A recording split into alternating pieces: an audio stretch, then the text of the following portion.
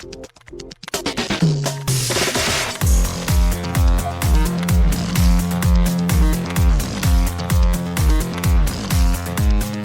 and welcome to Too Fast, Too Forever. As welcome to the family, we chose this one. This is episode 408, Life in the Fast Lane, number 48. I'm Joey Lewandowski. I'm Joe, too. And Joe, we'll get into the minute now, but I'm always surprised by how much stuff there is between where we end and where I assume we're going to go. I know you do, but it's like, did you think there was 40 seconds of Sean just like mopily looking around Tokyo? No, I did not. Is there? You're absolutely right, there is. Yeah, it just goes to show how much our brains are just like, like we just like fast forward through these parts. But it's definitely weird. We do it all the time. Because, every time we get to a race, it's like, oh, this will be over in the next minute. And it's like, no, that was 8 minutes long. So here is minute 14 of Tokyo Drift.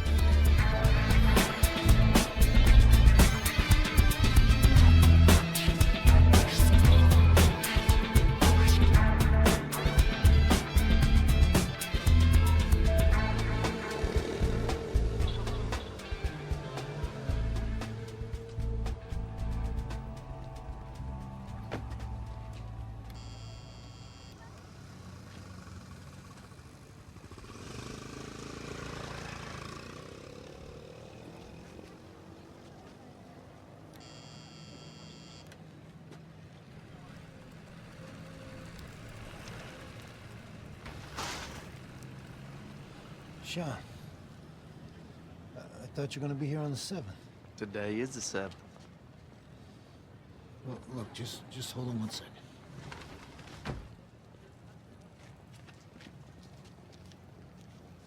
So in this minute, Sean continues his taxi ride through Tokyo. We cut to Sean walking down a new street and looking around curiously. Sean buzzes the doorbell and waits. No one answers. He buzzes it again. Sean's dad answers the door confused. After a quick conversation, he ducks inside. Sean, visibly annoyed, waits for his dad to return as the minute ends. I looked up stuff about Major Boswell. We will get to that in a second. He is credited as Major Boswell, not Sean's dad, not Mr. Boswell, but Major Boswell. Okay. The only real note that I took, and we talked about this last time, we talked about this in deleted scenes, that Sean has lost his guitar case that he was with on the flight, coming out of the airport. Yes. That is payment for the taxi in that deleted scene. But before I get into Brian Goodman, the actor who portrays Major Boswell, what'd you notice in this minute? I got blessed, thankfully, that we are in the Times Square of Japan, and I cannot read Japanese. So I did pretty good. Most interesting thing I saw in the background this time was there's like a store that had a giant Casio G-Shock like clock to like promote that they sold them, but it's like huge. It's like, probably like 4 feet, 6 feet wide or whatever. Passes a KFC and a McDonald's, which I was wondering, is that the McDonald's that's like right at Shibuya Crossing around the corner there, which it might be, and I've been to that McDonald's. Is that a famous McDonald's or just one you've been to? It's just one that it's like Shibuya it's the closest one to Shibuya Crossing, so like we would hit it on the way back to the train station. Got it. It looked like it because it was kind of one of these like, it was 2 stories, I think, and it's pretty much like a walk-up counter and then a stairs to go like upstairs if you wanted to eat there, but like you could just like take your food to go. And then Sean's dad has like 6 bicycles like in racks next to him, which is weird. Is rental? Is that a rental thing? Because I know that a lot of people, I think we've talked about this maybe for Tokyo Drift, maybe for other things, but I think like just renting bicycles is like a thing. No, everybody has a bicycle. Maybe that's just like the street, because like he has a bunch of neighbors nearby, obviously, like Noodle Lady will That's get what to I'm saying. Soon. Maybe just like the street's bicycles? I guess. That's what I was trying to figure out. It's just like a lot of bicycles, right? Or like maybe it's his next door neighbors. Like they own that side of the lot, right? So I'm unsure, but it just seemed like a lot. Okay. Yeah, I have some ideas on a question, but I saw Joey has one here, and it's pretty good too. So here's what we know about Brian Goodman, who has a wiki, although it's very bare, and he has an IMDb page, which is even more bare. But we have seen him in both Annapolis and Finishing the Game, Finding a New Bruce Lee. Both of those are directed by Justin Lin. Yeah. So Justin Lin loves working with this guy. Born on June 1st, 1963 in Boston, married to Kathleen. That's basically all the information IMDb has. Wife's name Kathleen, born in Boston. Good. His top 4 on IMDb, this role, number 1. Number 2, directing a film called Last Seen Alive, which came out in 2022, starring Gerard Butler. Munich for playing belligerent American, and then a movie that we both love, Catch Me If You Can, for playing motel owner. I love Catch Me If You Can. I wonder, is he like the guy that he pays with one of the first checks or something? Probably. I don't know, right? but he'd probably get scammed by Leo at some point, right? Because that's the whole movie. Excellent movie. It's also fun to me that 2 of his 3 best-known acting roles are just thing, belligerent American or motel owner. That's just the work of the life of a working actor. Exactly. Aaron Newirth gave Last Seen Alive 2 stars on Letterboxd, in case you're curious. He also directed the film Black Butterfly, which came in 2017, starring Antonio Banderas. Jessica Collins, a.k.a. Montez, gave it 3.5 stars on Letterboxd. That's kind of weird that he's just a working actor, but also directed a film. Cool. With Antonio Banderas, too. And he also directed a film called What Doesn't Kill You from 2008, starring Ethan Hawke, which nobody I follow has seen, but the most popular review begins, quote, "From a certain point of view, this could be seen as a very tragic sequel to Training Day." Okay. that sounds interesting. So this guy made an underseen, not seen, whatever version of sequel to Training Day called What Doesn't Kill You. I guess. I don't know. Okay. Still acting, though. He has 64 acting credits, mostly TV, a lot of 1 and 2 episode arcs and things, working all the way up through last year. He's got no credits for this year yet, but he was still working last year. The thing he was in the most was 42 episodes of Rizzoli and Isles. He apparently was a main character in seasons 3 and 4. I know the name of that show. I've never seen it. Do you know who plays, I want to say, Nope. Isles? Nope. Lorraine Bracco, Melfi. Really? When I was looking up, because I was like, why does... What's this show about? Do you know what it... Do you even know the general... Nope. I've... What channel was it on? I think it was USA. I think it was USA. It's one of those where it's Burn Notice, where it's a lot of people you've seen, have seen the show, and nobody knows a single thing about it. Sure, that sounds right. But I'm pretty sure Lorraine Bracco is one of the stars. I didn't click, but she plays either Rizzoli or Isles, or at least a character with one of those last names. I don't want to look it up because I don't want to know. But when I was looking up Sopranos stuff, are you ever gonna watch that show? No. So why don't you want spoilers for it? This is the most easy spoiler show. I just don't want to know. You just think that the image of it blank in your head is better than what it ever could be? He was also in 4 episodes of Lost, all in season 3. He played a character named Ryan Price, who was an other who led the security detail policing the others community. Do you remember him? No. Okay, cool. I haven't seen Lost since I don't know if I've seen Lost in its entirety, or at least this season since I saw Tokyo Drift. I mean, definitely not since the podcast, because we did season 2 for this podcast. 1 and 2, we did season 3. Well, we didn't really talk about 1 because Michelle Rodriguez is only at the end of 1, but yeah. But spoilers for Lost, I guess, if you care about a show that's 15 to 20 years old at this point. He gets killed by Hurley when Hurley runs him over in a Dharma van. So R.I.P. to Brian Goodman, What a Life Lived, for Ryan Price. They just call him Price. Season 3, episode 13 to 23, 4 episodes in that arc. Cool. That's all I got, though. I was like, there's nothing for me cool here. Shit. Yeah. There's nothing for either of us here, to be honest with you. It was, for how many signs there are, there's very little English on them, and we're just waiting for him to get to inside the house or something. Yeah, we've been worried. You've been worried about, I've been worried. the signs, was just well, if you can't read Japanese. Yeah, what am I going to fucking write? So I'm sorry, guys, but you get what you get. The trivia question, also the song Welcome to Tokyo by Brian Tyler, the song from the score, continues and ends here. The trivia question that I thought of, which I think is a good question, but I want to hear your question too. How many times does Sean ring the doorbell buzzer before his dad appears? I have 0, 1, 2, or 3, and the answer is 2. But Joe, what was the question you were thinking about doing? Also, we need a name for the minute. I have called the 7th, but also we could do... I said this as I was walking out of work, coming home to record with you. I had said, Rachel, Joey never names the minute before we start the minute, but I would just like to say that he has named the minute perfectly for this one. There's no arguments. She absolutely agreed. This minute is the 7th. That's the only title it can be. The other question that I had was... which 2 fast food places does the taxi pass? Oh, yeah, that's really hard, though. But you know what I mean? Because we yes. could do KFC and McDonald's, Wendy's and whatever, But I like your question, too. Yours is good. I have no qualms either way. Do you like mine better, or do you like No, yours I don't better? like yours better. If the goal of the question is to get people to get it wrong, your question is great. Because it does happen in the movie, but nobody's looking at what he passes, really. You know what I mean? Yeah. Nobody's also counting the doorbell buzzes, but also it seems That's what I mean. Maybe doable. Two is that's what I'm saying. The doorbell buzz one is good. I really like it. It's just not something I thought of. You did a very good job making a question. So minute 14, the 7th. How many times does Sean ring the doorbell buzzer before his dad appears? 2. 2. I had a thought. I want to propose something to you. Okay. It's a new thought. We've never pitched this one before. I have a new thought on the 7th. Okay. What if you just did this whole expose on Brian Goodman too? What if Brian Goodman flubbed the line and he said, "Sean, you were supposed to leave on the 7th." Mm-hmm. And Sean goes, "Today is the 7th." It would clear up a lot of the why is there a Lady of the Night here? So my question to you then, if that's true, What? which we don't have an answer. We don't know. It might be I just true. had a new speculation thought, Sure. and I just wanted to throw Always a different down for new speculation. Exactly. Yeah. Do you think if he flubs the line, does Sean just go along with it? Either or. That's what I'm saying. Sean could either have stuck to the line and say it is the 7th, or he could have changed it to today is the 7th because he said you were supposed to be here on the 7th.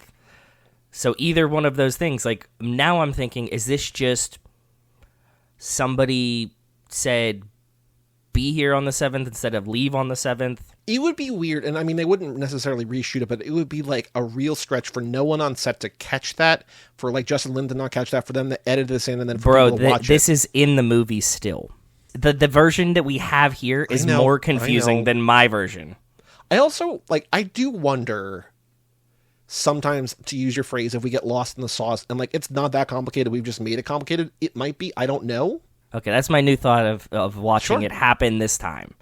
One Very of possible. the actors flubbed a line. It could even be you were supposed to be here on the 7th, and Sean says, today is the 7th, and he meant today is the 6th, whatever. Whatever fucking version of this, one of them said, just repeated the number that they didn't mean to repeat. Sure. I mean, maybe.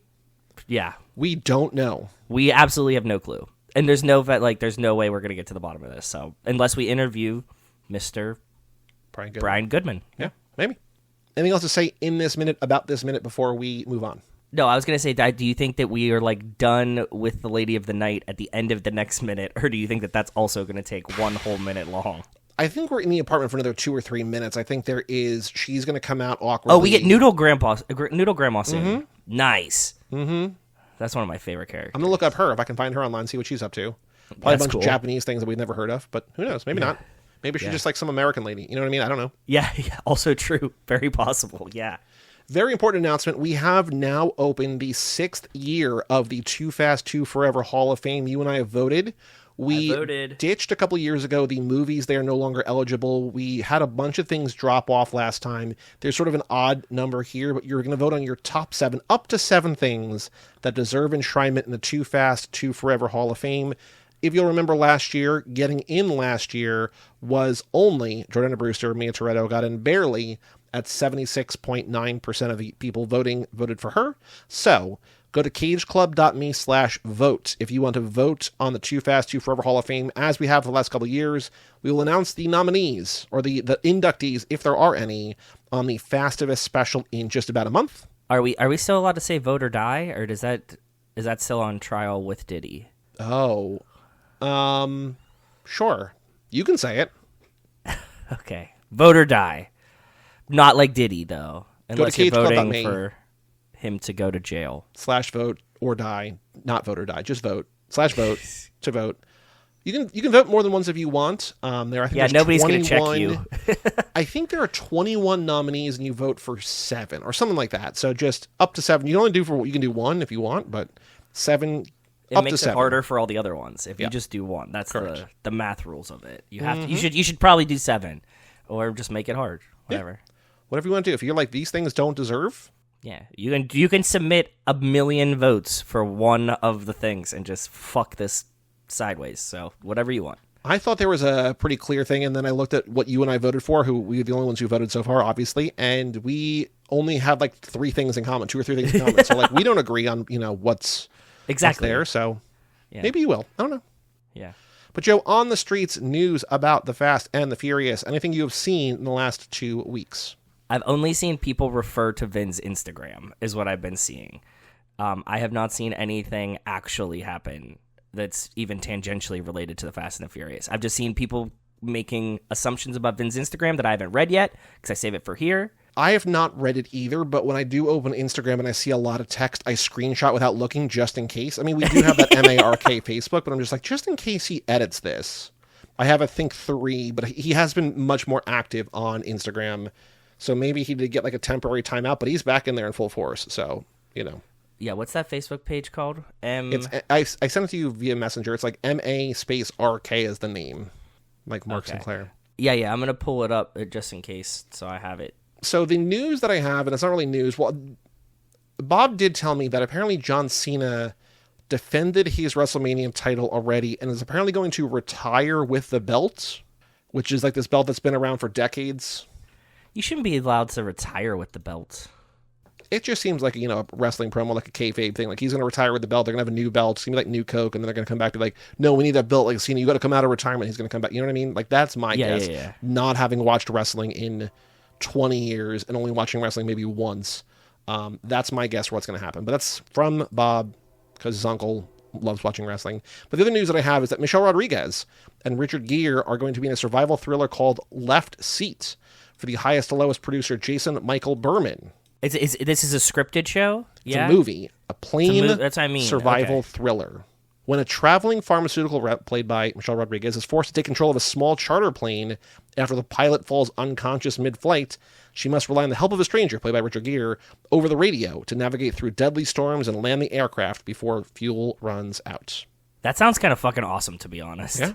That's a really fun premise. And you get Richard Gere in it, but that you don't have to like have him be on set, right? He can like phone this one in essentially. Mm-hmm. And Michelle's going to get seemingly a leading role in this movie. Unless we somehow find a way to shelf the woman who's trying to land the plane on the phone. You never know.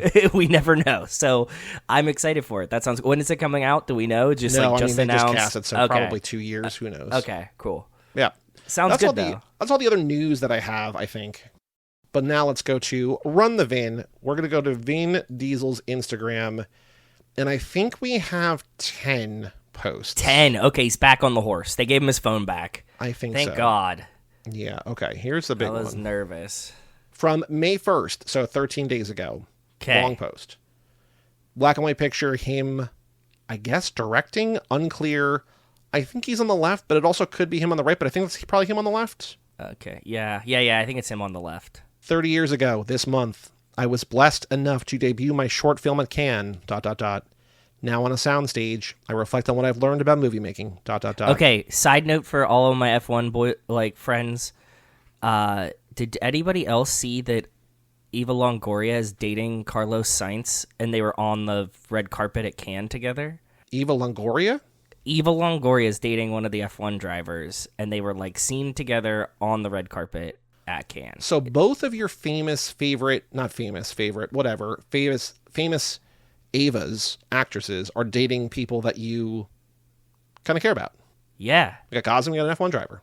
Yeah, he was the driver for Ferrari last year. So, like, yes, even like a driver that I do like. But but you know what, to be honest, I was kind of pissed about it because she looks fucking fantastic. Like, she hasn't aged a day since Desperate Housewives, and I was just jealous. So, that was it. There you go. Yeah.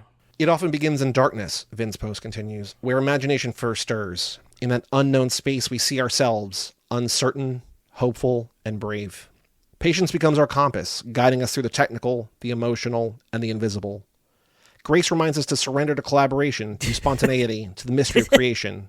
And then there's so many three thing lists. Mm-hmm. There's so many 3-thing lists. Okay, go ahead. And then slowly, we uncover the light, not by accident, but through relentless craft and quiet faith. What emerges is more than film. It's the illusion of effortlessness born from struggle, the universal shaped from the deeply personal. That is the gift we chase, and sometimes, if we're lucky, the one we leave behind. I don't know what that means. That was a lot of words. This is the thing.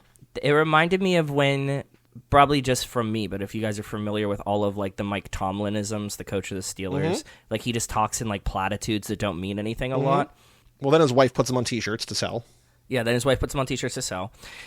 They asked his son, like, does your dad sound like this at home? Or, like, somebody tweeted, like, I wonder if Mike Tomlin sounds like this talking to his kids. And his son came in and quote tweeted and goes, yep, exact same. And, like, so I wonder if, like, Do you think Vin sends texts like this to Jordana Brewster and Michelle Rodriguez? Do you think he just sends like paragraph-long texts of just like word vomit at them? No, not like this. I'm guessing he goes like, haha, family. Like, I think, or not like family, but you know what I mean? Like, I think there's the other Vin, like, find your bear country. Like, Vin, what does that mean? Like, I think that's more, I think this was either like AI generated or something where it's like, give me something artistic that sounds, you think this is him? I think this is him. I think this is directly out of his brain. Again, I think he's probably stoned, but I do think that this came directly from his brain, and he was just like, you know what? I have big thoughts today. This is what they are. And he just used a lot of words and said nothing. Everyone in the comments loves it. Well, yeah, sure. Okay. We should love it. We love it too. Remember, Vin? We love it. Next post. Legacy. ... Okay, so he's wearing a T-shirt that has a license plate that says for Paul. What is G4P3? G4P3. Because it looks like, if you were ever on the internet, that looks like it says gape. And that's an interesting thought. Oh, it could be the Game for Paul initiative, a campaign started after his death to honor his memory and legacy. I don't want to be gaped by Paul Walker. Game for Paul P3. I guess P3 is like Paul PW maybe. I don't know, but yeah, gape for Paul. Gape for Paul. I like Tyrese in the background here, just like very goofily smiling. I didn't even notice him, dude. Yeah. I didn't even notice him. But that was a choice. Paul Walker Foundation family. Legacy. Maybe you should. ... Well, I don't think the three. Yeah, I don't know. Who knows? Next post. Okay. Him. Oh, right. Happy. Oh, I bet it's game for Paul, and it's 3-on-3. Now that I think about it, that would make the only sense. That was on May 3rd. This is on May 4th. Happy creative. ... Loving your fan art. Haha. I was filming with Ang Lee in Morocco. Great cast, What? Great crew, and great country. Blessed and grateful. And this is a picture of him in front of another picture of him at Vin Diesel fan art. Loving your fan art. Haha. Oh God, come on! How does Vin Diesel fan art get pandered to? Oh, we should rebrand. Vin Diesel : the Fast and Furious podcast. Yes. Think then he would notice us. Probably. Next one the next day. 4-picture, 4-item thing. Oh, okay. Life This is of good. a Toretto. ... Him looking super ripped.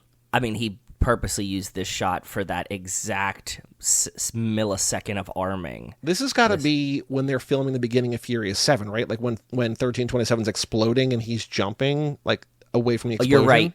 I was gonna say, is this from a time that isn't like is new?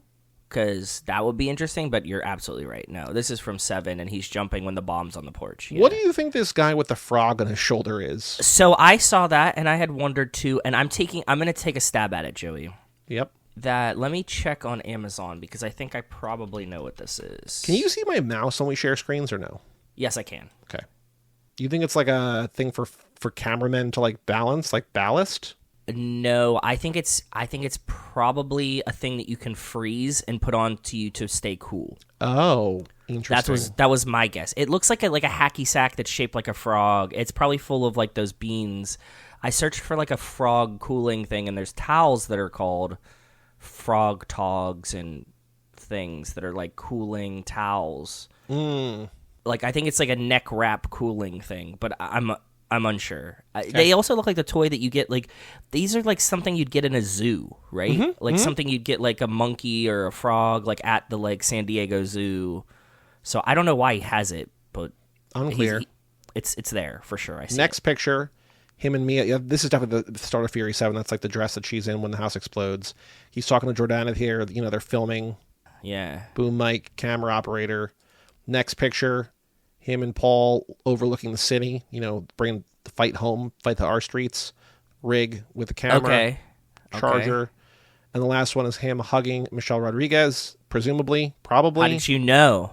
White tank top and curly brunette hair. Yes, I agree. It's the same. I'm fairly sure it's her. Top comment, Paul Walker, heart, 6,000 likes. I mean, like, come on. Like, what are we doing here? Mi película favorita, my favorite film. Next post, 5 days ago. This is on May 8th.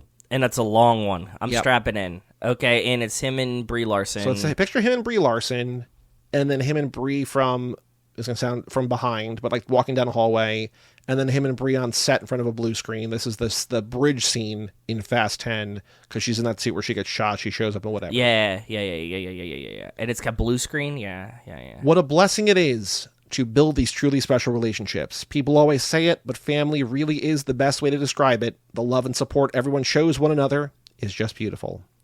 Bree is a perfect example of that bond. It's not just the game nights with my kids, parentheses, what? Haha, or her incredible talent.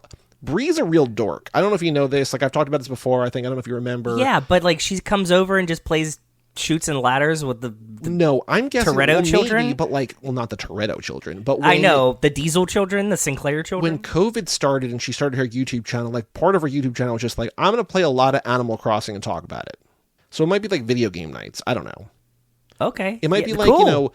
Mia and Baby B playing Mario Kart or whatever. Or not Mario Kart, but like that Hot Wheels racer. It was Hot Wheels, Mm-hmm. yeah, Hot Wheels racer. I'm glad that we both were like, it definitely wasn't Mario Kart. It was Hot Wheels racing. Bree is the perfect example of that bond. It's not just the game nights with my kids, parentheses, haha, or her incredible talent and insight, or how she's always in on the joke. The laughter truly never stops, M dash, long dash, until, of course, it's time to go deep into a scene. People often say what a joy it is to work with someone, ... but for me, it's about having people like Bree in my life. My mom recently reminded me I first broke into this industry as a writer, and funny enough, Bree is one of those rare finds I can always share my writing with. Rare friends. Yeah. Rare friends. I can always share my writing with, long dash. She gives thoughtful, honest feedback, even when she's in the middle of a packed week performing Greek tragedy on a London stage. Yeah, she's playing... What is she in? Can I remember it without looking it up? Electra. She's playing Electra. In what? Like, it's a Greek tragedy called Electra. Oh, okay. Sorry. I was like, Daredevil? Like, what do we fucking do? Spelled There's the same, Daredevil. spelled the same, but not... I'm assuming that's where they got that name from, sure. But yeah, you see my lack of culture in that one. I will also have a Nice. note that I did not look it up. I just remembered that. So when I see her now, Vin writes, bringing a whole cookbook into the world called Party People, celebrating community memories and conversation in a time when the world needs more connection, ... I just have to say how proud I am of her, ... And the top comment from Bree saying, Vin, you're too kind, ! Can't wait to have more game nights with you. And then at Party People has the pre-order link if you want to join the party. I do not want Brie Larson's cookbook. It's kind of like Barbie font for some reason. Yeah, I don't know. This is her. She's got the short hair now for Electra. You'll see. That's her. Ugh. No comment. A cookbook for creative celebrations. Brie Larson and Courtney McBroom, former That's a Milk name, Bar too. culinary director Courtney. Oh shit, McBroom. she was the culinary director of Milk Bar. That's pretty funny. You can sign it. You can get a $40 signed copy. That yeah. When I got the F1 book by what the fuck, I forget his name. Like the guy that was like on F1 TV that just left, whatever. Anyways, when I got his book, I got a signed copy and it was only like $35, $40 or whatever. Yeah, like the signed copies of books are like pretty cool. Like if you're into books and books like that, you can get signed copies for pretty cheap usually. Yep. Someone says news about Universal ? We want part 2. Fire emoji. Okay. Next post. 5 days ago, also on May 9th, so the next day. Okay. American Muscle ... returning. Fast forever! ! And it's a picture of the Chevy SS. Is this the Charger? Is this a Camaro? What is this? Chevelle? Yeah, I think it's a Chevelle. Who do you tag in this? The Fast Saga. Okay. Nice. Fast and Furious love button. We miss Paul Walker. Ludacris says, ever. I like that emoji. Luda's on these too, dude. That's really fun. Like Luda definitely runs his own Instagram if he just comments on all of Vin Diesel's posts, just nonsense like he's his bro. It's really funny. All these pictures of Luda are just like selfies. It's like him pretending to smoke, him in a gym, him in a kitchen maybe. Whatever. His is much more boring than Vin's is. Okay, we got a What is video this? here. Happy Oh, Mother's it's Mother's Day. Day. Who's he Prayer wishing emoji. Mother's Day to? Oh God, I can't wait to hear this. Please. Okay. Okay, so it's Mother's Day, and I want to wish you all a happy Mother's Day. My mother, when I asked her last month what she would like for Mother's Day, she had said, all I want is a painting. Oh. He And loves I think art. she even wants to watch me paint. So I'm waiting for her to come. I've already What is it? Created the base of this kind of cool purple. And she's on her way over here to watch her son paint. Happy Mother's Day to you all. I love you all. I'm gonna go with an early contender with she loves to watch me paint. I think she just loves to watch me paint. What did he say one more time? Okay, so it's Mother's Day, and I want to wish you all a happy Mother's Day. My mother, when I asked her last month what she would like for Mother's Day, she had said, all I want is a painting. And I think she even wants to watch me paint. Oh, So I think I'm she even waiting wants to for her watch me come. paint. Okay. I've already, That's a really stupid fucking... I think she even wants to watch me paint. Sorry. Yeah, that hit. Okay. And he's just in front of a canvas that looks like he took a mini roller in purple and just kind of just, I don't know, like it's very textured purple paint rolled. That's it. That's Well, what the that's next what's on the one skin. is Okay. him painting. Oh, cool. Okay, good. Posted Let's 2 see. days ago on May 12th. It looks much better. Looks like an NFT now. Thank you all for the Yes, beautiful it Mother's does. Day wishes to our family, ... Blessed am I and my children, ... For mothers who love so greatly. Love is our faith, our way, our home. Our mother is love. She is the first face of God we ever knew. Her hands taught us mercy. Her heart, the rhythm of the world. We are children of love, ... And all love begins with her. Prayer emoji. So somebody said this the other day, and I want to loop back to you saying that this shit sounds like AI. Somebody said, I love Tracy Morgan because every sentence that comes out of his mouth will never be recreated by AI. Yeah. And, like, did you see the thing with the Knicks? Like, when he had this, like, giant gold, he was like, we're the town that killed King Kong. Yeah, I mean, technically, yeah, I guess. But like every sentence that came out of his mouth was just like the most insane sentence you've never heard before in Sure. the universe. And just like Nick's cheering and like, but like the way that they were like coming out, you're just like, oh, none of these are connected. You're like, what is happening? Yeah. So I don't think that you can write like this. This is coming from Vin. There's no AI in the world that can generate "Love is our faith, our way, Well, our you know that like, AI is just trained. It's like all pre-trained. So like you feed it the entire history of every Vin Diesel Instagram post, it's going to know exactly how to talk like Vin. Sure. So this first picture is at least two. No, there's like at least four here. It's the pink. Okay. You said you took the roller. There's like a bunch of gray and silver, or silver and gold, like squiggles and vertical lines. What is this? What does he have a painting jacket on? Because this has like a lot of paint spray. No, I on think just I one think that's a very designed jacket. I don't think that's like. That's what I'm saying. Is this a paint? Are you wearing your own paint jacket while you're painting? While you're painting your painting? I don't know. Okay. Second picture is, I guess, his mom from behind. No, you know what? I think he got paint on this because he's throwing that paint like the way that he's standing. I think. This is also what's weird is that the art is really on his right side here, and then Yeah. that pattern is more on the left side there, unless it's the flip. I don't know. Who knows? I don't know. But this is, well, actually here we can see, no, it's the same because like the squiggles are the same. But the next one's a black and white picture of his mom ostensibly watching him paint. Yeah. Third picture is her turn to look at, I guess, the final painting. This is very. Look, it would be cool to have this in your living room. People would be like, yo, what is that? Be like, oh, Vin Diesel painted that. That would be the sickest shit in my life. I would absolutely, if I had stupid money, I would throw like 15 grand at Vin Diesel to like paint me one of these Rothko inspired, I guess, style paintings. It's like there's a whole lot of happening. I mean, not really even, but yes. Okay, Actor sorry. Garrett Hedlund says, beautiful. And then the last picture here is Vin admiring his own work. He's got hands, Oh, he did handprints on it. Okay. and he signed it Vin in the bottom right corner. You sign the painting you give to your mom for Mother's Day with your actor name. Bro, he's an artist. Okay. I It was wouldn't just be asking authentic if he signed it Mark. it's for your mom, bro.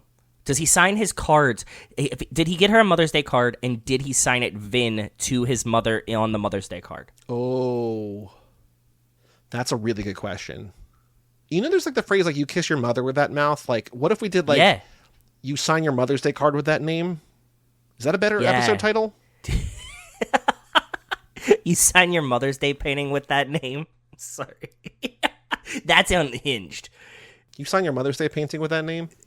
That's that's a really good title because it makes me really happy on the inside. That's okay. It doesn't make any sense, but it's perfect. It makes no sense, but it's perfect. If you knew us, then you'd be like, "Oh, they probably thought about what are they talking about here?" But yes, okay, cool, yes. Okay, yes, we have 2 more posts. They're both video, so here's audio of one. This might just be car sounds. I don't know. Okay. Yep.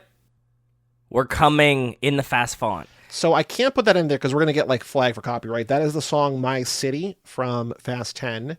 And it's his Charger and Brian's original, what is that, a Supra? Yeah. Ivan Jimenez Drift, out of respect for the fans, please don't make another trashy, money-grabbing movie. Go back to the roots. Cars don't fly. You know what I kind of respect? Like, this one just gave me a lot of respect for Vin.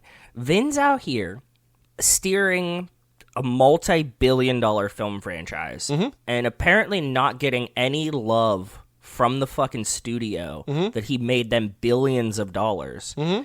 And he's out here still fucking shooting his own promo videos like he's an underground rapper for, like, the movie. Like, this is, like, he shot this in a car driving beside them. You know what I mean? Like, this is not, like, high production value shit. Like, he's like, no, if you're not going to fucking do the promo for me, Universal, I'll do it myself. And crushes it. They're like, look, 500,000 likes, 560,000 likes. Yeah, the caption just says, yeah, ... And like the top He's comments, like, yeah, bitches, like, look at the fucking numbers I will do with my homebrew fucking promo video that I cut because you're not doing shit. Toretto and Brian, brothers forever, hard eyes emoji. See? Fuelfest says, is this real life? Brendan 20X says, let's hope the movie's about racing. People get antsy. Doesn't matter. And then the last one, also video. Okay, what are we doing? To look at some hero cars for Los Bendelos too. Okay. When my buddy Dennis shared with me. Why was he blurred out? Just came in. Is this his song? Why is it so loud? I don't know. He's talking. I can't hear him. I can't hear him either. It's going to be that much more fun. The caption is Dom's state of mind, ... Dumb State of Mind is a really good quote too, but I like ours better. You sign your Mother's Day painting with that name. Like, look, you just complimented him one video ago about like his homebrew like thing that looks as good as the Fast and Furious, whatever. No, I don't think it looks good. I'm just saying I respect the dedication that he like I think even went out to shoot. You are right to compliment this video, and then literally one day later, he puts up a thing where the audio is mixed so poorly that you can't hear what he's saying, and also to your point, you can't see the guy he's talking about because he's blurred out in the video. He's not blurred. It's like it's a lens flare from the backlight. It's a lens flare from the outside. Yeah. And he's in the garage, and he tries to tell us about this engine that he got, but you can't hear anything because the music is blaring. And it's not. It doesn't sound like it's music in the shop. It doesn't sound like the garage is like loud. Added this audio. Added to the it video. over it way too loud. Because the tag on Instagram is Lyrical's Memories. So that'd be interesting if we knew what he said there, but we don't. So he says something about Los Bandoleros too, and then the rest of it's lost to the sands of time. I think he was saying like we're gonna put this engine in one of the cars or something. That's what it looked like he was trying to tell you. Or like, look at the engine we're gonna put in this car, and it was like, okay, well, that would have been nice if I could have heard it. But before we go to the mailbag and do everything, there is one question we have from Dimitri Kostin's biggest simp on Twitter, who responded to our post from last week saying, do you think Fast X2 is ever going to happen? I'm starting to doubt it will because this tax wars bullshit happening and they need money from Chinese audiences to ever make a profit. I think Vin, like usual, is trying to manifest things that aren't going to happen like usual, especially Riddick. Which, I don't want to say, I wanted to talk about it here because like it's a Vin thing. Like, I think that is like a thing to worry about. Like, is he actually trying to manifest things that are not happening, or will we actually get it? We're 100% going to get it at Fast 10. There's too much money to be left on the table if they don't make it, is what I'm saying. I do think that they're probably nervous. It's kind of funny how much that Vin was pushing the we need to go back to LA, and then you have the man in the big orange skin to tell us that we should make movies in America only anymore. just like weird coincidence, right? Like, but I mean, I guess I think it was more of like a global economy feeling, right? Like Universal seems like they're pulling back of the budget and like everything on Fast and the Furious. I don't think that there's a world where we don't get Fast 10. I think it might take a little bit longer. It might be a little bit worse. It might be a little bit cheaper. Like they're not going to give him like blank check for Fast 10 2. No, the days of blank check are behind him. Way behind him. So like I think he's going to be like on a tight budget, and they're going to let him put out a movie because they're like, people like whatever. If we spend $300 million on this movie, we're still going to make $500 million, right? Like that's usually how this goes. So yes, and especially if you're like, this is the last. Like people are going to fucking see the last Fast and the Furious movie Until Vin's on the red carpet and be like, you know what? I think we got one more in us. It's like, no, Vin, don't say that. Like, he's gonna do, dude. Fast and the Furious is gonna go out like the Kiss farewell tour. There's like 75 last Kiss farewell tours since like the 80s. Yeah, so I think that like Vin might do that move, which is smart. I think it's his only play to keep making these movies. Is he has to sell them on like, this is the last one. I'm not going to do it. And then like a year later, he has to call them and be like, wait, I have another idea. Like, even if he like, because he told us 2 movies ago that he wanted to make it a trilogy. So it's not like he doesn't have the plan that he wants to run this. Well, the trilogy was the Hobbs movie, maybe. The trilogy now was maybe Los Bandoleros 2, Dos Bandoleros. Like, he's just going to keep like making a third movie or a third thing and call it, no, it's a trilogy. I think that, but I'm saying also, I think that there's a really good chance that we like, at most, I think that we get, I'm so confident that we get Fast 10 2, and then we also get another Fast and the Furious movie within the next 6 years. A reboot or the same cast? I'm not committing to one or the other. It doesn't matter. I think that we will still get another Fast and the Furious movie in some form within the next 6 years. Okay, we'll see. Like, we might take like a 3-year hiatus, and then they're like, Hobbs and Shaw 2's coming. Like, something is gonna, or like, here, now we get the Michelle Rodriguez side story, or whatever. They're gonna do, like, there's no way that Universal, like, we're still remaking the same fucking stupid movies. I just saw, what did I just see? Rachel just sent me, like, they're redoing Spring Breakers. What? Like, if we're like, yeah. She sent me, like, the cast of Spring Breakers. Sequel starring Bella Thorne. What? Yeah. That's what I'm saying. Like, we don't need another Spring Breakers, and we love Spring Breakers. We don't ever need this. Director Matthew Bright from the movie Freeway will take over for Harmony Korine. Sounds terrible. I don't want that. At the same sense, I'm saying if we're getting Spring Breakers 2, the barrel is so empty that there's no way that Vin can't, like, wait a year and a half and be like, do you guys want another Fast and the Furious movie? Like, shit, yes, please. Please give us another Fast and the Furious movie. Right? Do you get what I'm saying? Does that make sense? It does. I mean, we talked about, like, sort of the podcast that we do in general is, like, Hollywood is creatively bankrupt. Yes, yeah. We have a Patreon page, toofast2forever.com. Shout out to our patrons, Alex, Ellen, and Justin Kleinman, Brian Rodriguez of Fatherhood, Ooh. Wes Hampton, Jerry Robinson, Dan the Duke, Hayden Ronaldo DiDonato, Michael McGann, Lane Middleton, Lindsay Lewandowski, Nate Middleton of the Kings of Sport, Jason Rainey, Tom Price, Mike Gallagher, Josh Buckley of Whole Lotta Wolves, Michael Moser, Christian Larson, Tara Newan, Aaron Maloza, Natalie Absolute, Randy Carter, Josh Goularm, Alex Walsh, Jack Haley, and Jessica Collins, a.k.a. Montez. Thank you all for supporting the $5 a month level or above. Bonus episode for all of you coming out on Monday, 3 the Hard Way, Justin Kleinman's pick. Oh, that was oh man, I pitched. Go listen to that episode and watch that movie. The episode out now if you're listening on the main feed. It came out yesterday, but for the patrons, you get it on Monday. Good movie. Fun episode. Fun episode, good movie, yes. Sorry, I'm just texting everybody I know about this Harmony Korine not being involved in Spring Breakers 2 nonsense. Okay, sorry. I didn't mean to break it for you. I mean, I just didn't check the trades today, but I also do think that there's a real chance that, like, it just doesn't come out. You're right. Yeah, mm-hmm. I think that there's a in the same sense that I think that there's a good chance that we get any Fast and the Furious movie within 6 years of the release of Fast X2. Sure. Yeah. Universe will be like, you know what? One more ride. Oh yeah, all you need is one executive to turn over and be like, dude, we still got fucking Vin. He's still alive. He's gonna write 3 more of these movies for us if we want it. Like, do you just want to go make $1 billion real quick and like stop trying to make art? And you're like, yeah, cool, okay, let's do that. Let me ask you a question real quick. What kind of What kind of engine we best? Gallop? Whatever. Okay. Yeah. We have an email address, family@cageclub.me. Our first email up from Jerry Robinson, subject line, newest hat pickup. He says, quick story time. I was servicing a site called Lattice. I fill up snack walls and drinks, by the way. I saw this girl wearing an all-black Von Dutch hat. You know me, I'm a sucker for a nice hat, especially black. I complimented him on it. Her? And said, and he said, so maybe it's a guy, whatever. He said, I got another Von Dutch if you want it. My mouth dropped. Fuck yes, I replied. A few weeks later today, and he came with the hat. So here is the picture of the hat. Let me see. I love it. I do shit like this all the time. If somebody like looks at me and they're like, damn, I really like your shirt, I'm like, you can have it. Like, just, it's yours. This is cool. It's like a split logo Von Dutch hat.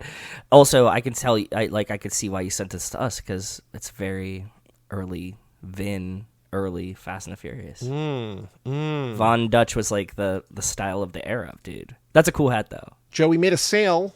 Too Fast, Too Forever. Shop. Definitely not George Pickens, who's now a cowboy too, by the way. No, you know what this is. We got a t-shirt of Justice is Coming because Margaret ordered it while we were at the baseball game. That's right. Okay. It was very nice of her to order the shirt that only you have as well. So it came the other day. It's in her office waiting for it to open. So, you know. Nice. Good. An email from Jack Haley, Han Gisele wedding scene. Hey, Fast Fam, how likely do you think it is we see a Han and Gisele wedding in Fast 10 Part 2? Not only would it be such a happy ending for them, but also a perfect opportunity to bring back old characters, especially Brian. Find your bear country, Jack. Well, that's a great email signature. Jack. Yes. First of all, find your bear country. Love it. Thank you. 2, I am very disappointed that we have never thought that this was a possibility in everything that we've ever said ever. I don't think we've ever mentioned that there's going to be a wedding scene of Han and Gisele. Dude, we're just waiting. We just need like a movie. Like I can't think about what's in the movie. That's we just need a movie. Because I also think that when it happens in the film, considering there is no information on it, we can confirm that people listen to this podcast. And Jack, I will give you full credit for calling out exactly influence of the writers to make it happen, because that is a near perfect way to end the movies. But at the same time, I don't think we have any time or money to do any of this. So I love your idea. I think it's going to be great. It might work if they let them have like a beach ending that is half the shots of Brian in 7 on the beach. Like they reused footage. That's the only way I could see them doing it. It makes so much sense otherwise, but I also don't think that, like, again, unless we do my idea of we fast forward the wow, that was a crazy damn explosion day, glad Jacob's alive anyways, and we just, like, don't tell us what happened, I don't think we get a Han and Gisele wedding and wrap up that story and have a new movie and then end it. Unless it's 6 hours long, which it might be. There's so much stuff that needs to be in there. That's what I'm saying. There's so much stuff that needs to be wrapped up. Yeah. I applaud you. It's a great idea. I don't know if they have the screen time to do it, right? Like, it's a lot. The same day that I put together the Google form for the year 6 Hall of Fame voting, I got an email saying your form has a new response. I'm like, wait, what? And it was Jason taking the original minute quiz. So he took it apparently last April and got 78, which is a very good score. Very good score. It's 78 out of 113. He took it again and got 92, so significantly better. He retook the SATs, definitely getting into college now. Shout out to Jason for 92. 92 is pretty good. I think 92 is near the top of the high scores all time, I think to be so. honest. Yeah, because I was going to say, I think we were like low 90s. You and I were like... Feels right. It was like the hot, like, and that's like, we made the fucking quiz, so... And then the last thing, so we put up a Patreon poll, which is still open as you're listening to this if you're listening to the Patreon feed. And if you're listening to the main feed, it doesn't matter to you anyway, unless you want to join the Patreon. I put up a poll of 4 80s movies for the listeners, for the patrons to vote on for us to cover. And Aaron commented, just said, solid choices. Surprised you haven't seen any of them. I was just like, look, there are so many movies that are on my embarrassing never having seen list, but the 4 that we have here: The Adventures of Buckaroo Banzai Against the Eighth Dimension, Red Dawn, Some Kind of Wonderful, and War Games. So one of those 4 is going to be on the Patreon, later this lap. What's really funny is you say that. Aaron say, like, I can't believe you haven't seen these movies. I'm notorious for not having seen a lot of movies here. And when I go to work, my coworkers are like, "Oh my God, you've seen every movie ever created." And I'm like, "You guys don't even know the scale of how behind I am in my circle of... I am the one who's seen no movies." And they're like, "Are you serious? You've seen everything." And I'm like, "I'm the one that's seen 0 films."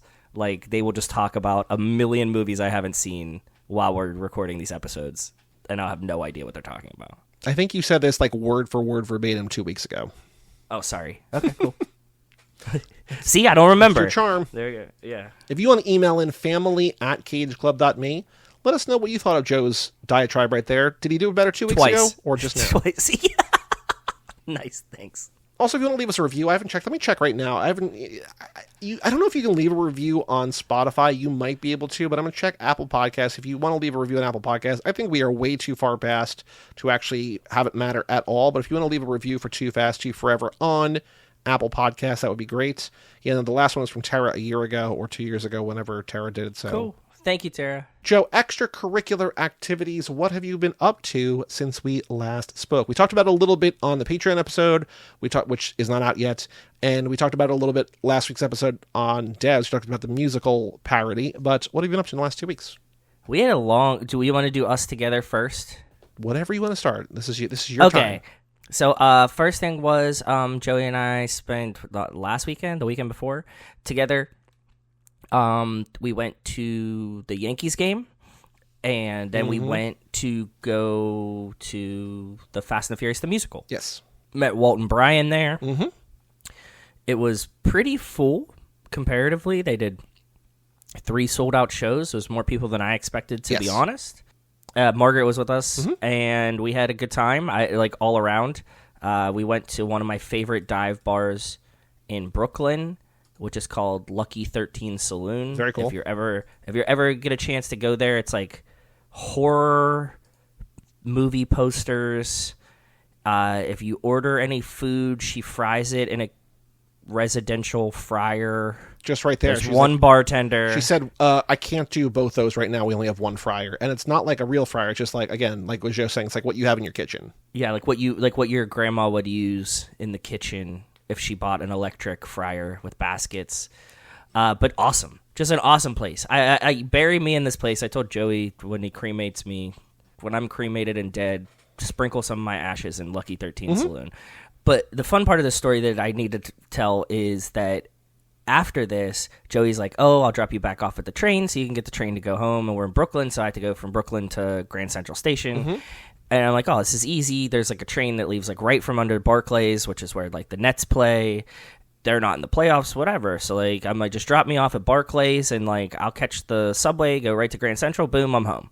As Joey pulls away, an entire Charlie XCX concert lets out. Which we had known, but I didn't put 2 and 2 together. That Walt said... I didn't know. I think maybe Michael was there or something, but he mentioned, "Oh, Charlie's playing at Barclays right now." And I was like, "Oh, cool. Like, maybe I wish I was there," or whatever. Because like, I love Charlie, but like, okay. Yeah. But I didn't think about, when you're like, "Drop me at Barclays," I wasn't thinking like, "Oh, Charlie concert." No, because this is not something that we were thinking about. But precisely, 10:45 p.m. on a Saturday, I get swarmed by neon green everything. So I'm like, "Oh, shit." And then all of a sudden the train starts skipping the Barclays stop. The train that I need is the only one that starts skipping the Barclays stop. And I'm like, "Motherfucker, I got to get out of here." So like, I'm like, that's it. I'm like, I'm not going to make it to the train that I need to get home. There's multiple. I would have made it home, and I'm fine in New York City. But I'm like, so I run out, and again, not thinking, it's way worse not in the subway. Like, the concert just got out. So, like, I run up to this cop, and I'm like, "How the fuck do I get out of here?" He's like, "I don't know, dude." And I was like, and you I love need to cops. catch, like, yeah, that's how bad it was. The first person I see that I'm like, I need to ask a question to, I'm like, I go up to this cop, because you can see that, like, I'm not wearing green. I'm stone sober. I was like, in this moment, I could ask this cop, which was impressive, because you were doing Dayquil and drinks all day, and you're more sober than the Charlie XCX concert. Yeah, guzzling Dayquil and vodka all day. Very impressive. And I was very fine. And he's like, "I don't know, dude, you're fucked." So I'm like, I open my Lyft app. It's fucked.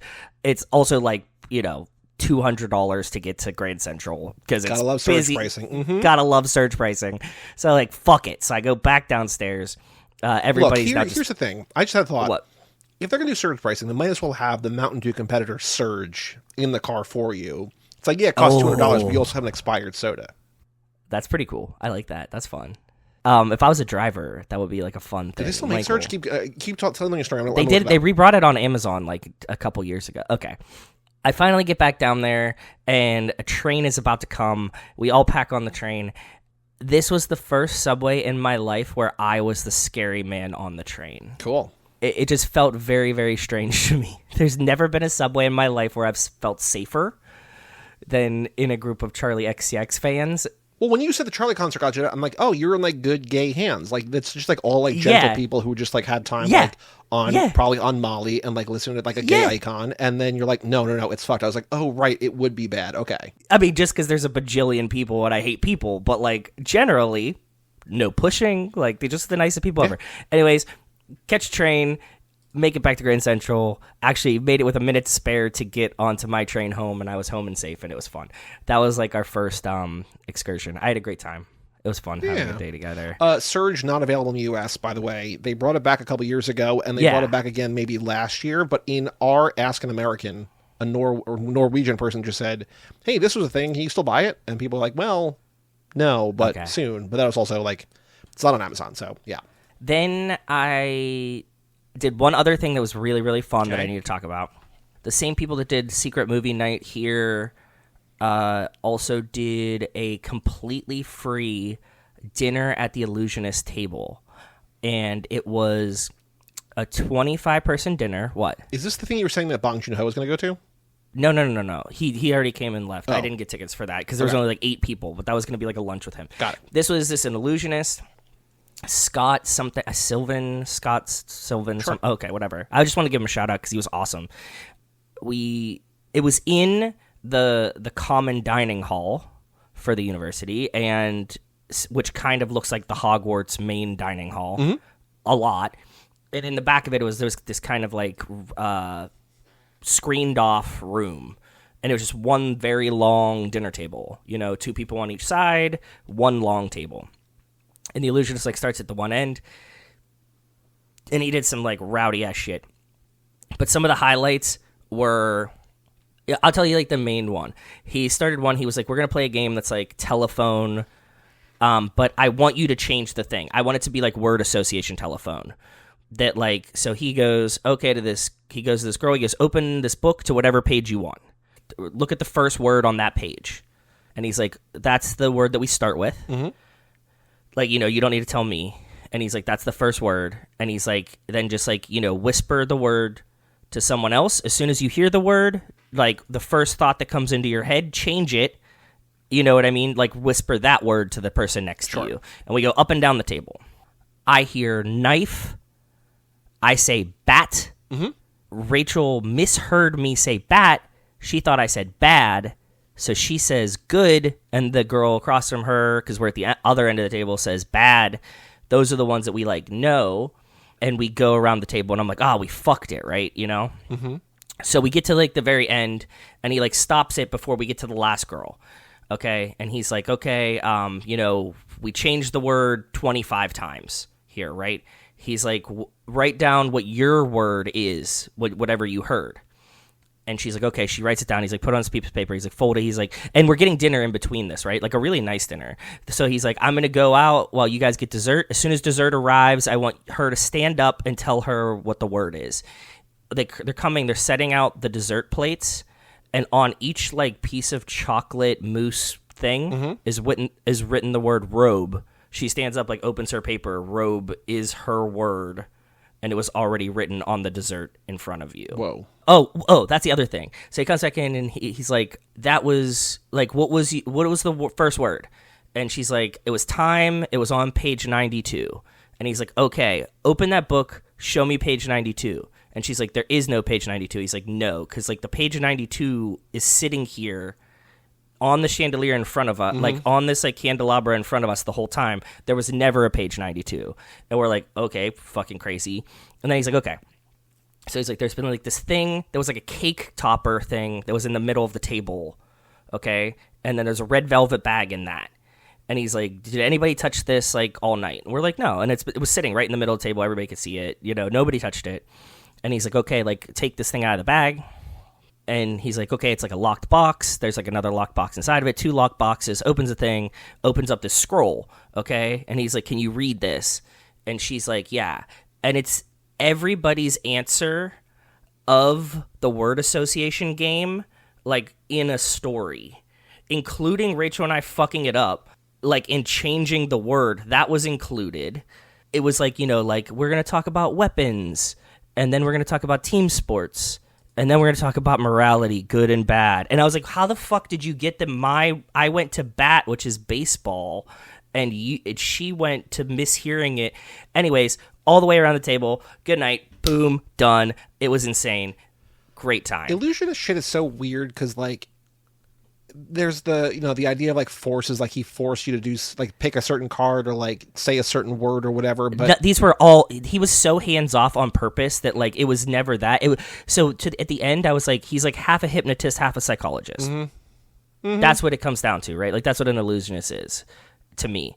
Either way, it was still fucking sick. I don't know how you do. How do you write a paper, lock it in 2 boxes, leave it on the table, and then convince us to play word association badly? Don't know. And make it through this. No idea. No idea. Mind-boggling. It was awesome. He was on tour. He was doing this at a New York hotel, and then he's on tour. Excellent thing. Shout out to that guy, Scott, whatever. And look it up. And if you can go, because he's on tour now, go. It was a fucking blast. Great time. Awesome food. Good time. Very cool. Last thing, just like shows and movies. We've been watching movies for this podcast. I've been watching, I finished Gemstones. Cool. Which was fun. Yeah, that was good. I'm glad that we caught back up and finished. I think that show is done now, right? I think, or no? That was over. Yeah. That was the finale was like 2 weeks ago. No, but I mean, like, is there like another show season? finale? Yeah. No. Show finale. It ended really well, so if you... I will catch up at some point, yeah. And the last thing is, one of my friends put me on the show on Netflix. It's called The Devil's Plan. Okay. It's a Korean game show. Mm-hmm. I don't know. There's like 12, 14 people or something like that. It's kind of like Big Brother. They kind of like put them in a house together. Mm-hmm. And then they're like, okay. And the very first game that they do, Joey, is like a very, very complex game of Mafia. Of course. Sure. That makes sense. Everybody on the show is very smart. It's like a lot of like, there's like a couple poker players. There's like there's like 1 or 2 famous people, but then there's like lawyers, like people that like very, very smart people. So, and they're hyper competitive. So these games are insane. Like they give them like all these games with all these tangential rules and weird shit and numbers, and it's awesome. If you like big brain puzzles and like escape room, like this is like high tier. It's called The Devil's what? The Devil's Plan. Very cool. It's like very high tier game show in the sense of like competitiveness and stuff. Like they're good, and they like immediately like all band together and try to break the game every game. You know what I mean? Yep. They're like, we need to get this. So like, why don't you do this and I do this and you do this, and like no, you can't do that because of the rule of the other thing. Like they're very, very good at this. So highly recommended. Season 2 just came out. That's why my friend told me about it. We haven't finished the show yet. We have like 2 episodes left, but it's awesome. If you haven't seen it yet, go check out Devil's Plan if that's something up your alley. Cool. Very cool. I think that's me. I'm good. We talked about this a little bit on a Patreon bonus episode that's coming out in a couple of weeks, but Margaret and I finished The Pitt, and so we started The Sopranos. Did you get what I was saying? That like when I saw Joey, he said we're watching The Pitt, and I said, "Where are you at?" And Joey's like, "We're halfway through." He starts telling me some of the things. I was like, "Oh shit." I don't remember any of those because there's an inflection point in The Pitt where the show just gets fucking insane from that point on. Well, I think, to be fair, the entire show is very tense and very insane and very fast-paced tense the entire time. Yes. Yeah. There is just a big event that takes like 3 or 4 of the episodes to sort of cover, and like that is a big shift in the season. But like, I don't think necessarily the second half is like better or more intense than the first. It's just like this. I don't think so either. I just think that there's like an inflection point. Yeah. It's great. I mean, it's all on Max now if you want to stream. Also, did you hear that Max is rebranding to HBO Max? As someone who uses the dead names of every technology app, you're gonna be right with it again. I was so proud of myself. I actually saw the memes that said like Max is changing to like I saw the like posts that are like Max, and I was like, when did they just become Max? And I was like, oh yeah, that's right. Like I just ignored. I just ignored it. Well, not a long time ago, because like the entire like starting HBO Max, becoming whatever, like it's all just like 2 or 3 years, but like it's changed 4 times or whatever. Yeah, I've seen. I remember HBO Go. I remember HBO Now. I remember all of this shit. So like, I don't give a shit. It's Twitter. It's HBO Max. I don't care. There's also like they just announced yesterday. ESPN announced its like streaming service is going to start this fall or whatever, and they're just calling it ESPN, which like I don't know if that's good or bad. Like it makes sense, but it's also like confusing. So I don't know. Like I'm not going to pay for it. Like I don't need it. But like, is it Plus? Is it different than Plus? What is different? I don't know. But they announced it yesterday. God, stop it with the damn stream. I got a flyer. I thought we're so late stage capitalism. I got a flyer the other day that was for Comcast, and it said, would you like to like pay the Comcast streaming favorites bundle? And it was just 3 different streaming services that aren't bundled together through I was like, cable. You guys invented cable again. And that's what they're selling you. I was like, wow. Okay. Continue on. The Pitt is all on Max. Watch it now. There's 15 episodes. Season 2 is going to come out next January, like in 6 months, 7 months, whatever. I probably already said this, but every doctor we've talked to that we work with say it's the most realistic experience of an ER shift. Like not everything all at once like the Pitt is, but they're like every piece of this is like something that feels so real. Some of them said they couldn't watch it because it feels like they're at work. It's really compelling. Like it's very intense compelling and very well done, and just like it's quick cutting sort of in that like you kind of follow like Dr. Robbie going from like one place to another or whatever. Get like 3 or 4 patients an episode. Yeah. So it's pretty cool. So we started The Sopranos. We're 5 episodes in on that. Margaret's like, I want to watch The Sopranos. I'm like, not without me. Like you can't. Like no. Yeah. I'll rewatch it 100%. Yep. So when she's back here on Thursday night, Friday, whatever, we will keep going there. Cool. But we just watched the episode. I talked about this yesterday on the show that we watched the episode College in season 1, where they go to tour colleges, and Tony finds that guy he thinks is a rat. Dad, are you in the witness protection. Are you in the mafia? That's not real. Who told you that? Yeah. I think we're going to cut in like other not serious shows in between seasons. Cause I'm like, I don't want to do like just like straight like 86 episodes straight of The Sopranos. Like we need to like have dumb stuff or whatever. Agreed. Yeah, Rachel and I always do like a three team shuffle. We always do like a Portlandia style show, a Sopranos style show, and then like trash TV. I saw in theaters 2 movies. I think just 2 movies. I saw Thunderbolts, which I think is good, fine, whatever. Like I didn't love it. Like people are loving it, and I wonder if I'm just burnt out on Marvel. If it's not actually good, if people are just like, because it's better than the last handful of movies that have come out from them, but like I don't think it's great. And people are like, oh my god, they're back, and I'm just like, I don't think they're back, man. That, and I saw you've probably seen it too, obviously, that I saw that they like had the cast and they like peel the thing back and they're like the new Avengers, and everybody's like, cool. The movie's been out for 4 days max. Yep. So thanks for that, guys. Well, that was also like sort of rumored, like for people who knew, quote unquote, knew that was always going to be the thing. Like that's how the movie ends. But yeah, like to publicly reveal that or whatever, it's just like, well, guys, come on. You just keep shooting yourselves in your own dick. Like stop. But yeah, Thunderbolts, because those Thunderbolts with the asterisk, and then it becomes the new Avengers, whatever. But yes, that's the thing. And then I also saw The Surfer, which is a new Nicolas Cage movie, which is great. I don't even know. I think it's probably gone from theaters already. So waiting to talk about waiting to talk about that with Mike. And it's great. I talked about it briefly. We were talking to Lisa, how it's sort of Ozploitation. Like it's Cage getting like metaphorically punched in the dick over and over again by a bunch of like assholes in Australia. All he wants to do is surf. They won't let him. And yeah, it's great. It's really, really good. I was going to say like it's the best in years, but like Longlegs was last year. He's great in that. So, but he's like the star of this. Like he is like in almost every shot of the movie. So like he's great. So it's really good. Check out The Surfer. And then the other thing I've been watching is I watched all 5 Final Destination movies in preparation for Final Destination Bloodlines, which comes out on And Thursday, now how tomorrow. good is the promo of the truck with the logs on the back? The log truck is the best thing in any of the movies. Like it's so good. hands down. The second movie is good, but it's not great. The log truck is amazing. The first and the third movie. So do you know the first movie started as an X-Files episode? No, that's pretty cool. So it was written and directed by Glenn Morgan and James Wong, who were a duo who did like 80 episodes of the X-Files, like some of the most severe, most prolific X-Files contributors to the show. And they wrote a screenplay for just an X-Files episode. They're like, I think there's more here than just an episode. Like, you should probably make it into a movie. So they adapted it into a movie, and it became a franchise. James Wong directed the first one. Glenn Morgan, he wrote it. They left for the second one. They came back for the third one. In my opinion, the first and the third one are the best ones. I think it's weird to me that there can be a franchise, again, like we do the Too Fast stuff here, Fast and Furious stuff here. Yeah. But like almost everyone has like the same exact order of movies. It's just like, no, it's pretty definitively 3, then 1, then either like 2 and 5 sort of, and then everybody has 4 less. But like, it's just like, there's no debate. Like, it's just like, these are the good ones. These are the bad ones. I have a question for you. A question that always comes up when you talk about Final Destination. If somebody got on a plane and said, we're all going to die on this plane, we should get off, would you listen to them or would you think that they're crazy? Ooh, I mean, I would think they're crazy, but also would I get off? I don't know. Yeah.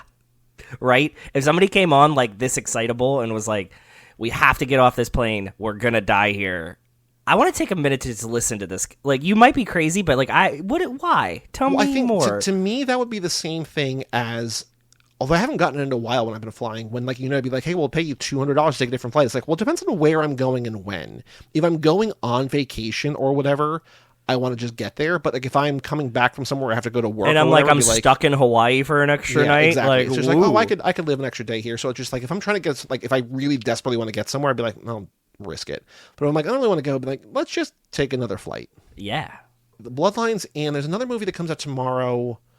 I don't remember what it is. And then next week is the Mission Impossible: The Final Reckoning.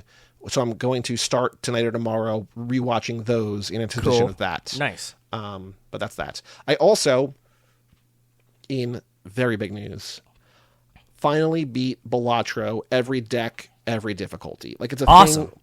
It took so long. According to an achievement site that I use to track stuff, only 0.1% of Xbox users did what I did.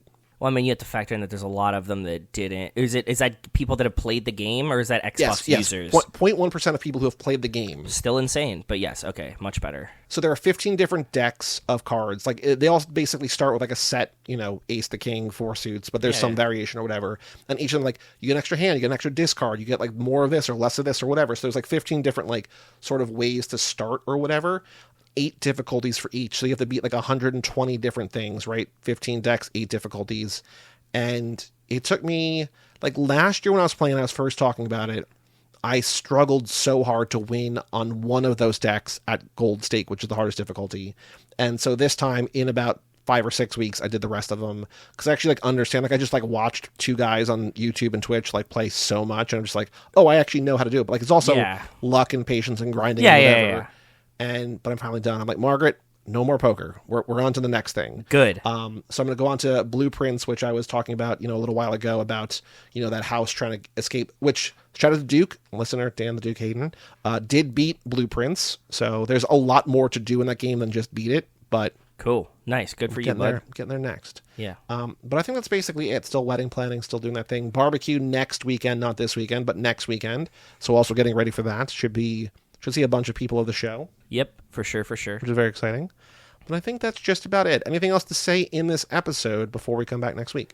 I really need to know if Vin Diesel signed his Mother's Day card, Vin Diesel, to his mom. Your son, Mark. Just like scribbles it out, Mark. From the Diesel family. Love. What's also good is that if he starts writing Vin, you could turn the V into an M really easy. You can just do the lines on either side and be like, okay. Yeah, because, like, or did he use, like, his mom probably has a nickname for him. Margalito. Yeah, Margalito, whatever. But, like, but he signed the painting Vin. That's what I'm saying. Like, what the fuck? Sorry, I'm still thinking about it. Next episode is Fate of the Furious. Patrons, as I said before, get an episode of 3 the hard way. Very exciting time to be a patron. Yeah, for we sure. did a couple of bonus episodes yesterday. We'll be out. We did. In a couple of weeks, so check those out. TooFastTooForever.com. But for all things Too Fast, Too Forever, go to CageClub.me, Facebook.com/TooFastTooForever, or at TooFastTooForever on most of the socials. Email us, family@CageClub.me. Thank you, everybody who wrote in today. We will read those emails in 2 weeks on the next Life in the Fast Lane. Check out our Patreon page at TooFastTooForever.com and our store at CageClub.me/shop. And come back next week for Fate of the Furious. We just spent a lot of time thinking about in the musical parody. Oh, we did. That was like the main focal point of it. If you want to hear about the musical parody, go listen to the episode with Lisa. The Devs episode. Yep. I'm Joey Lewandowski. I'm Joe too. And we will tell you all about it when we see you again.